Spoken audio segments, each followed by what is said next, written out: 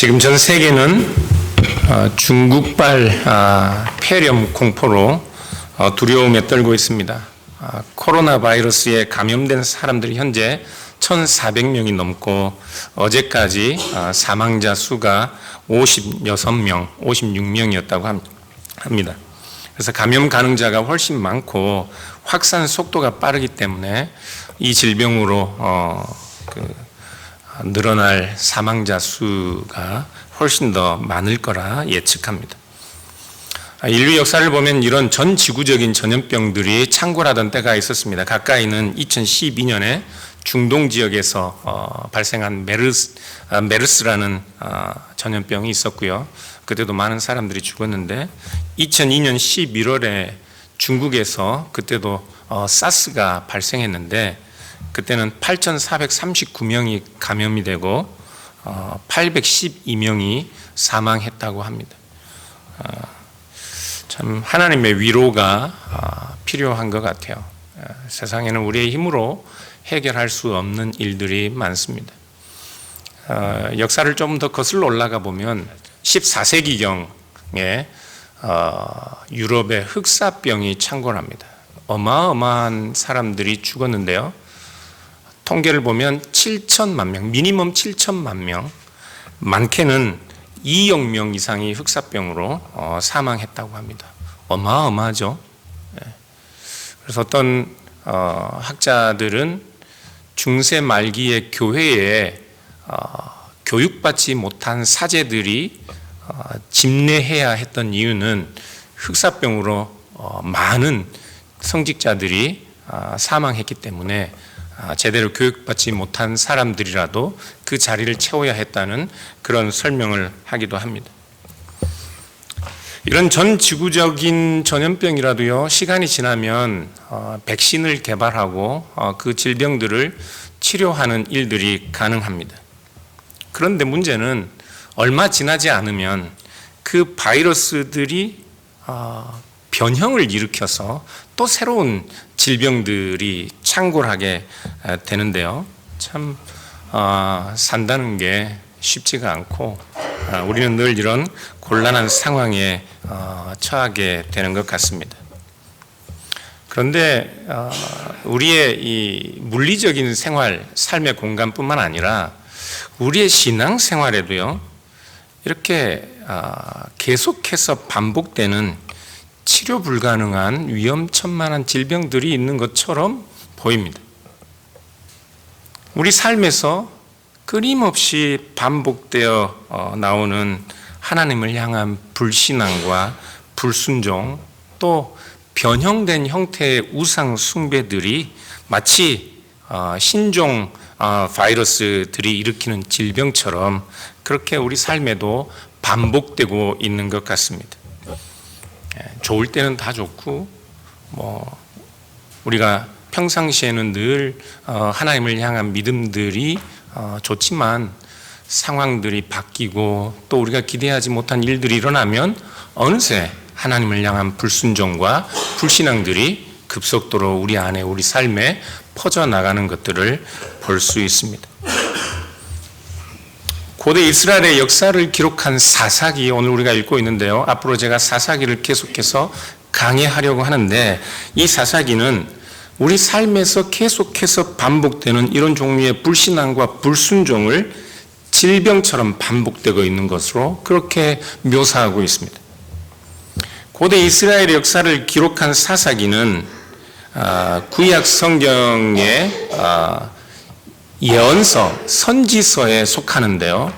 구약 성경을 유대인들은 크게 세 부분으로 나누었습니다.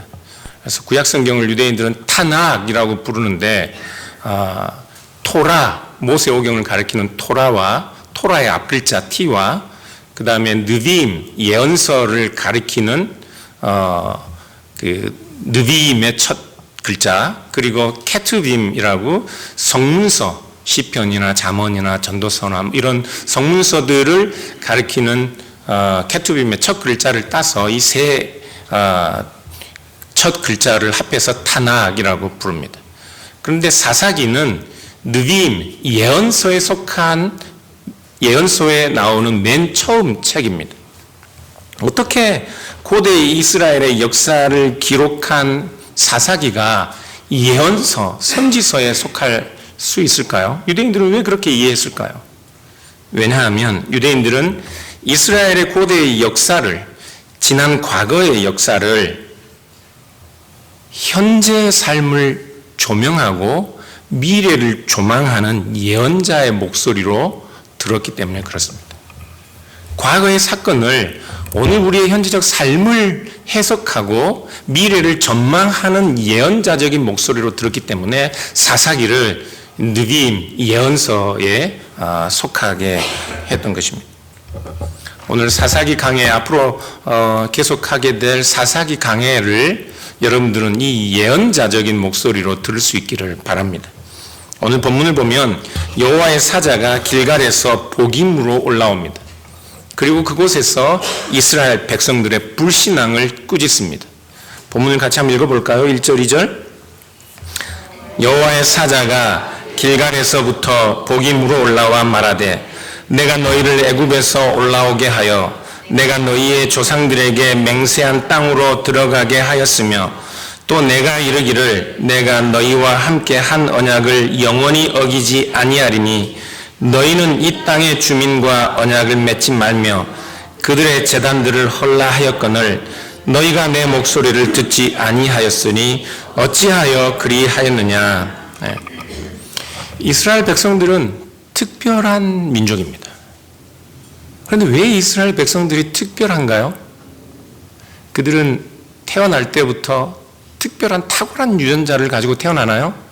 많은 사람들은 유대인들에 관한 그런 신화를 믿는 것 같은데요. 유대인들, 이스라엘이 특별한 것은 그 민족의 특별함이 있는 것이 아니라 그들과 언약을 맺은 하나님 때문에 그들은 특별한 민족입니다. 이스라엘이라는 나라의 독특성은 그들의 민족성에 있는 것이 아니라 그들이 하나님과 맺은 언약에 있습니다. 그들을 지키시고 그들을 선택하시는 하나님에게 그 민족의 독특성이 있습니다. 그들은 하나님의 백성으로 선택되었습니다. 벌써 설교를 끝내라는 말씀은 아니시죠? 신명기 7장 7절 이하를 보면 여호와께서 너희를 기뻐하시고 너희를 택하심은 너희가 다른 민족보다 수요가 많기 때문이 아니니라. 너희는 오히려 모든 민족 중에 가장 적으니라. 여호와께서 다만 너희를 사랑하심으로 말미암아 또는 너희의 조상들에게 하신 맹세를 지키려 하심으로 말미암아 자기의 권능의 손으로 너희를 인도하여 내시되 너희를 그 종되었던 집에서 애굽 왕 바로의 손에서 속량하였으니 그런즉 너는 알라 오직 내 하나님 여호와는 하나님이시요 신실하신 하나님이시라. 이스라엘 백성들이 가장 적은 수라는 말은, 모든 민족 중에 가장 적은 수라는 말은 하나님이 너희들이 가장 적은 수이기 때문에 택했다는 말이 아닙니다. 이 말씀은 하나님이 우리를 택하심은, 하나님이 이스라엘 백성을 택하심은 너희 쪽에서는, 우리 쪽에서는 내세울 만한 아무런 조건이 없다는 것을 말씀하고 있어요. 하나님이 선택하셨기 때문에 그들은 특별해진 것입니다. 여러분들도 마찬가지입니다. 여러분들도 여러분들이 특별해서 이 자리에 앉아 있는 건 아닙니다. 하나님이 선택하셨기 때문에 아무리 특별하지 못한 자라도, 아무리 작은 것을 가졌다 할지라도, 아무리 작은 자라도 특별한 자로 이 자리에 앉아 있을 수 있는 것이라고. 하나님이 선택하시고 하나님이 우리와 맺으신 언약 때문에 우리는 특별한 사람들이 된 것입니다. 그래서 요한복음 15장을 보면 예수님도 그런 말씀을 하셔요. 같이 읽어볼까요? 너희가 나를 선택한 것이 아니라 내가 너희를 선택하여 세웠다. 이것은 너희가 세상에 나가 열매를 맺게 하고 그 열매가 항상 있도록 하기 위해서이다. 그렇게 되면 너희가 내 이름으로 무엇을 구하든지 아버지께서 너희에게 다 주실 것이다. 우리가 선택한 것이 아니라 예수님이 우리를 선택하신 것입니다. 예수님께서 우리를 선택하신 것은 우리가 선을 행할 능력과 어떤 열심을 가졌기 때문에 우리를 선택하신 것이 아닙니다. 가능성을 보고 선택하신 것이 아니에요.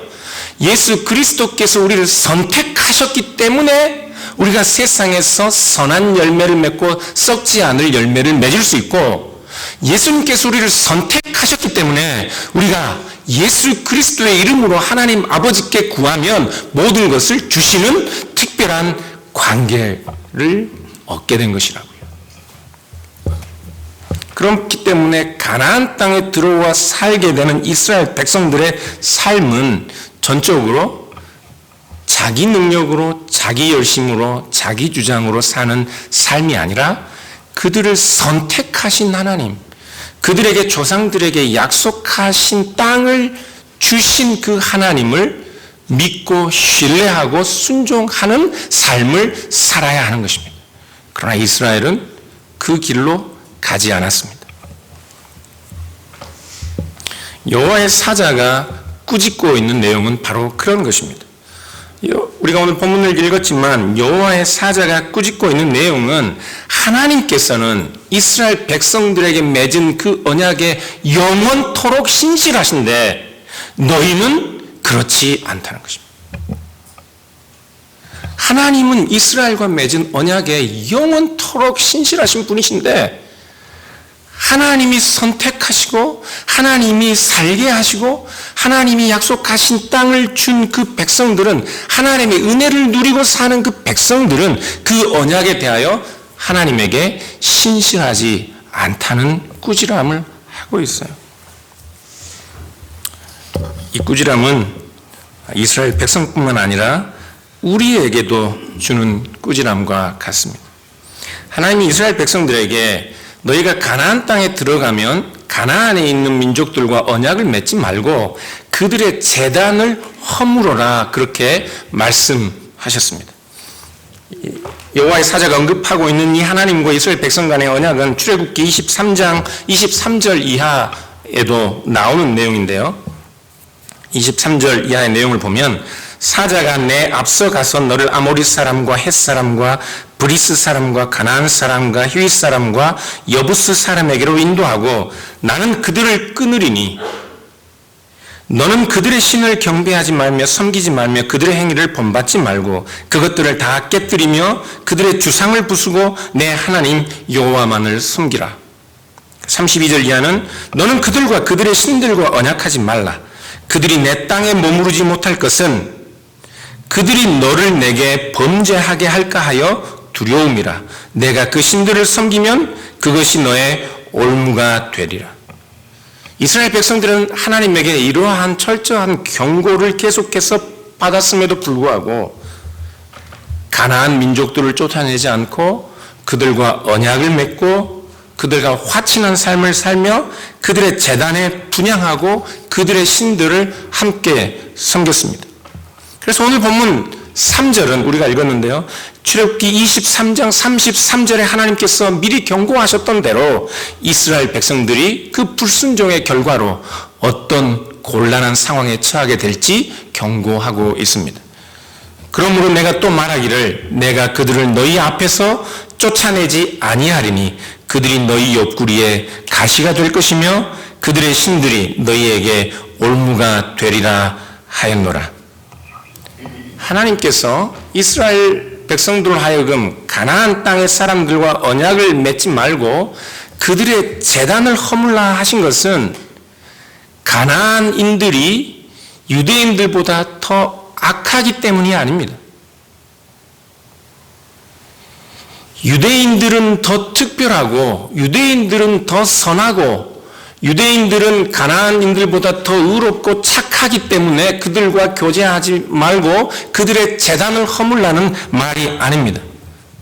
온 세상이 하나님을 알지 못하는 불신앙의 흑사병을 앓고 있는 상황입니다. 하나님은 그런 세상에서 이스라엘을 선택하셨습니다. 이스라엘을 선택하신 것은 이스라엘 나라만을 위한 것이 아니라 모든 사망의 질병에 신음하고 있는 모든 인류를 구원하시기 위한 하나님의 방법이었습니다. 그래서 그 가나안 땅에 하나님은 이스라엘 백성들을 마치 우리의 힘으로는 치료할 수 없는 그 질병에 대한 백신처럼, 치료약처럼 심으셨고, 그 이스라엘 백성들을 통하여 하나님은 하나님의 다스림을 이 세상에 온전히 실현하실 것이었습니다. 그래서 가나안 백성들로부터 이스라엘 백성들을 구원하시고 그들과 단절하고 그들의 재단을 허물라 명하신 것은 하나님께서 온 세상을 구원하시기 위하여 이스라엘 백성들을 그들의 백성으로, 하나님의 백성들로 사는 삶을 지키고 보존하시기 위한 하나님의 방법이었던 것이라고요. 결국에는 가나안도 온 세상에 사망으로 신음하는 모든 사람들을 구원하시기 위한 하나님의 방법이었습니다. 그런데 이스라엘은 그 일에 실패하였고 여호와는 그들을 향하여 심하게 꾸짖고 있습니다. 그 꾸지람을 들은 이스라엘 백성들은 크게 소리내어 웁니다. 그래서 그들이 얼마나 울었던지 그곳 이름을 보김이라고 이름을 지어야 했는데요. 보김은 우는 사람들이라는 뜻입니다. 그래서 지금 우리가 사사기 2장 1절부터 5절 내용에 여호와의 사자가 길갈에서 모든 사람들이 울고 있는 보김으로 올라왔다는 이 사건의 진행, 그 여호와의 사자의 지리적 이동은 특별한 의미를 갖게 됩니다. 이 사사기 전체의 주제를 상징적으로 보여주고 있는데요. 길갈이 어떤 장소인지 아세요? 이스라엘 백성들이 요단강을 건너와서 맨 처음 진을 쳤던 장소입니다. 그곳에서 이스라엘 백성들은 하나님과 할례 언약을 맺습니다. 이스라엘 백성들이 실패하고 울고 있는 그 자리에서 지금 여호와의 사자가 길갈에서 올라왔다는 이 메시지는 그들이 지금 다시 어디를 돌아보고 무엇을 생각해야 하는지를 우리에게 일러주고 있는 말씀입니다. 여호수아 5장을 보시면 이스라엘 백성들이 요단강을 건넌 후에 길갈에서 할례를 행하는데, 이 상황을 여러분들이 보시면 참 황당한 그런 상황입니다. 이스라엘 백성들은 요단강을 건너서 이제 여리고를 향해 가는데, 이스라엘 백성들의 장정들은 사기가 이 하늘을 찌르듯 충천해 있는 그런 상황이고, 이 기세로 여리고까지 몰고 가서 전쟁을 해야 하는 그런 상황입니다. 그런 상황에서 하나님께서는 이스라엘 장정들에게 할례를 명하시고 검과 창을 들어야 할 이스라엘의 장정들이 고통에 신음하며 누워 있도록 만드셨습니다. 며칠을 신음하며 누워 있게 하셨어요. 그런데 그 상황은 지금 그 지역의 가나안의 7 부족이 이스라엘의 모든 형태를, 모든 일들을 감시하듯 그들을 지켜보고 있는 상황에 단단하게 이 전쟁 준비를 갖추고 있는 여리고 성 앞에서 이스라엘 백성, 이스라엘의 장정들은 신음하며 땅에 누워 있는 그런 상황이라고요. 그 부족들이 연합하여 당장이라도 군사들이 이스라엘을 향하여 쳐들어오면 신음하며 누워 있는 장정들이 어떻게 그들을 막아낼 수 있겠습니까? 그런 상황에 하나님은 이스라엘의 장정들에게 할례를 행하고 누워 있게 하셨습니다. 그러나 바로 그곳에서 이스라엘 백성들은 깨달았습니다. 자기 자신들이 누구인지 깨달았다고요. 이스라엘 백성들은 자기 자신들이 자기의 힘으로 사는 존재들이 아니라는 사실을 깨달았습니다. 주변의 가나안의 부족들이 두려워하는 것은 이스라엘 민족이 아니라 요단강을 가르고 마른 땅을 밟고 이스라엘 백성들이 가나안 땅으로 들어오게 만드신 그들의 앞서 오신 여호와 하나님이라는 사실을 그들은 깨달았습니다. 우리 능력이 출중한 것이 아니라고요. 우리가 대단한 것이 아닙니다.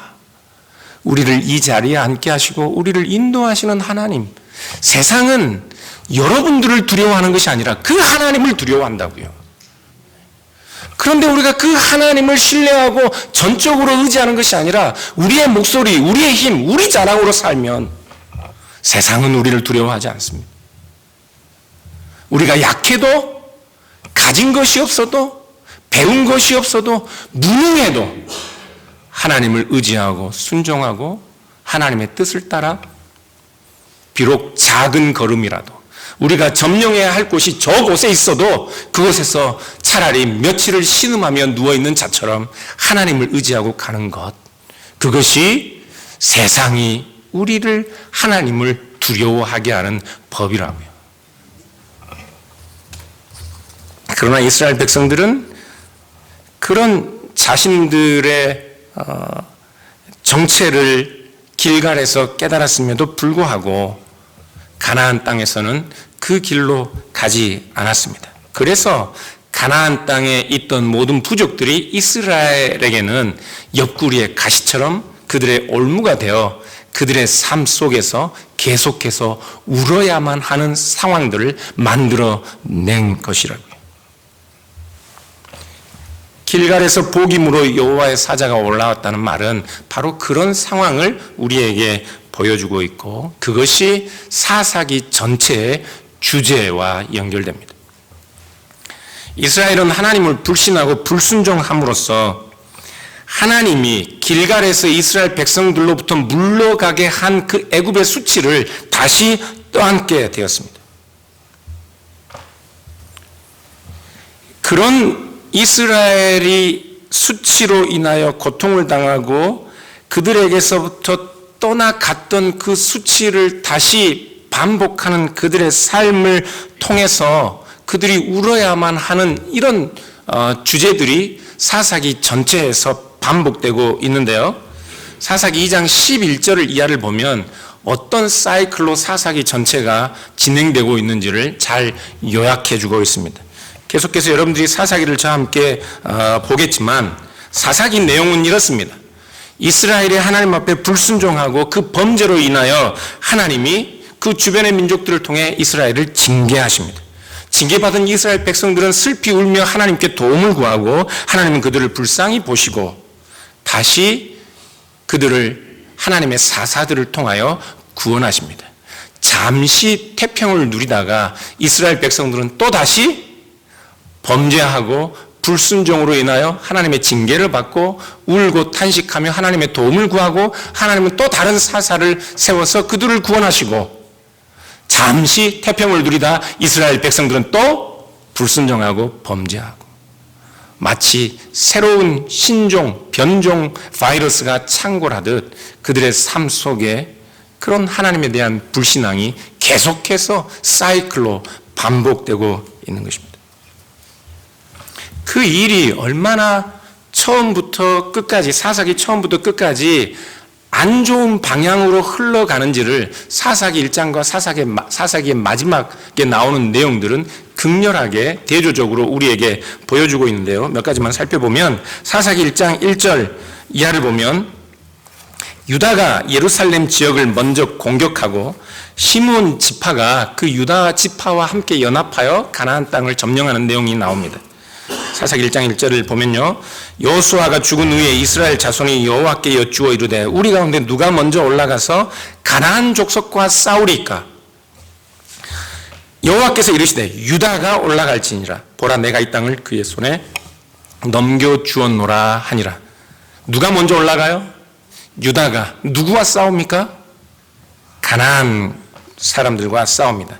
그리고 계속해서 읽어보면 베냐민 자손이 이 유다 이 지파와 연합해서 그렇게 전쟁을 치르는 이야기가 나오는데,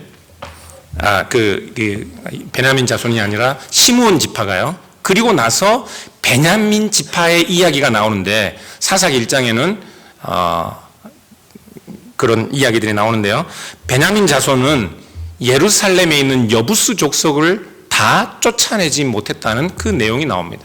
그러니까 사사기 1장에 유다 지파와 시므온 지파가 연합하여 지파 간에 동맹을 맺고 가나안을 공격하는 내용이 나오고, 그리고 베냐민 지파의 이야기가 나오는데, 사사기 20장의 내용을 보면 동일하게 유다가 싸우러 올라가는 이야기가 나옵니다. 20장 18절을 보면요, 같이 읽어볼까요? 이스라엘 자손이 일어나 베델에 올라가서 하나님께 여쭈어 이르되 우리 중에 누가 먼저 올라가서 베냐민 자손과 싸우리까 하니 여호와께서 말씀하시되 유다가 먼저 갈지니라 하시니라. 달라진 것이 있지요. 1장에서는 유다가 먼저 올라가서 전쟁하고 20장에서도 유다가 먼저 올라가 전쟁하지만 누구와 싸웁니까? 1장은 가나안과 싸우고 2장은 이스라엘 베냐민 지파와 싸웁니다. 지파가 연합하여 가나안과 싸우다가 이제는 지파가 연합하여 그 이스라엘 한 형제된 다른 한 지파를 거의 몰살하듯 하는 사건이 벌어집니다. 하나님께서 한 백성으로 선택하여 지파로 연합하게 하신 그 지파가 붕괴되고 있습니다. 또 다른 심각한 죄악이 증폭되어 나타나는 내용이 있는데요. 그것은 하나님의 백성들의 삶 속에 차별과 억압과 폭력이 증폭되고 있는 내용입니다. 사사기 1장을 보면 1장 13절 이하에 아주 현명한 여인의 이야기가 나오는데요. 운니엘의 아내 되는 갈렙의 딸 악사의 이야기가 나옵니다. 이 여인은 참으로 지혜롭고 자기 주장이 확실한 여인입니다. 갈렙이 전쟁에서 공을 세운 사람에겐 자기 딸을 아내로 준다고 하고 큰 공을 세운 운니엘에게 자기 딸 악사를 줍니다. 그런데 이 여인은 이제 그들에게 분배된 땅 유다 남방 지역으로 가야 하는데 가기 전에 나귀에서 내려 자기 아버지에게 셈을 자기에게 줄 것을 자기가 누려야 할 마땅한 복을 아버지에게 당당하게 요구합니다. 그리고 그것을 얻어냅니다.